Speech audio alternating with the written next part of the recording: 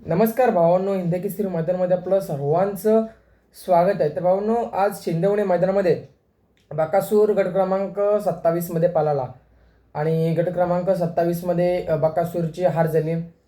याचं कारण काय तुम्हाला सांगणारच आहे, व्हिडिओ शेवटपर्यंत बघा.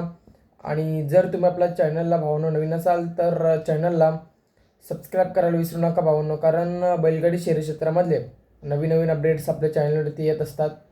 भावांनो, गट क्रमांक 27 मध्ये बकासूर पळाला. आज बकासूरचा पैरा होता पक्षासोबत. बकासूर आणि पक्षा हा जोड आज एकत्र पळताना दिसला आणि आज नवीन चेहरा होता बकासूरच्या गळ्यात. आणि बकासूरच्या हार होण्यामागचं कारण म्हणजेच बकासूरला बरेच दिवस आराम भेटला. तुम्हाला माहितीच आहे, बकासूरला जास्त आराम दिला की बकासूरचा पाय तो बकासूर लंगडत असतो. तर भावांनो, आज तसंच झालं, बकासूरला जास्त आराम दिला त्यामुळे बकासूरचा आज स्पीड काही जास्त लागला नाही आणि आज बकासूरची या मैदानामध्ये हार झाली भावांनो.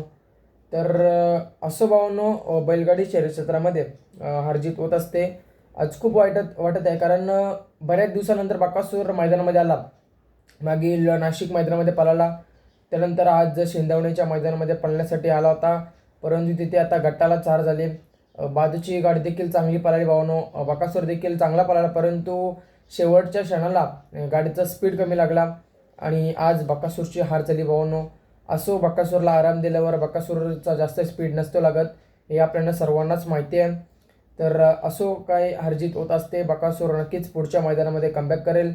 कधी पळेल लवकरच सांगूया, परंतु भावांनो, बकासूरचा पैरा कोणी सांगू नका, कारण आज देखील बकासूरचा पैरा फुटला आणि भावांनो आज हार बघायला मिळाली. आज आपण बकासूरच्या पैऱ्याची बिलकुल व्हिडिओ टाकलीच नाही भावांनो, कारण आपल्याला माहिती आहे बकासूरचा पैरा सांगला तर भावांनो तो बकासूरचा पैरा फुटला तर हार होत असते, बकासूरची नजर लागते.